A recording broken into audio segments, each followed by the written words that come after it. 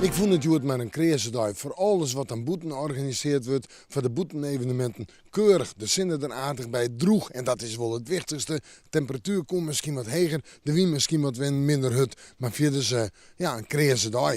En op naar de simmer, nou ik denk dat dat takkenmieke wel slaget, maar dan net jeder als naaiwaasje. Hoewel morgen de temperaturen al omheen gaan.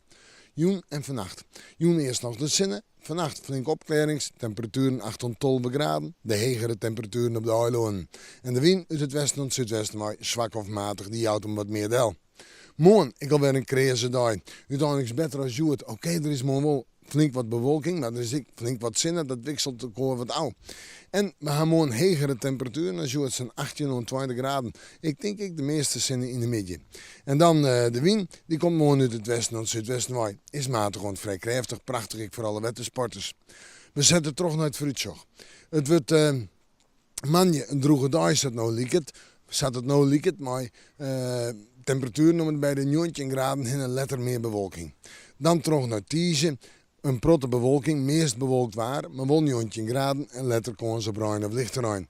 Waasje liep het nog altijd een wier te dag te worden, maar betiden rein en lichterrein. Maar ik een warme dag, maar zo'n 20 graden. En dan naaiwaasje, meer zinnen en naaiwaasje die oprinde de temperatuur. En dat zou prachtig wezen, want dan breekt de vakantieperiode echt los.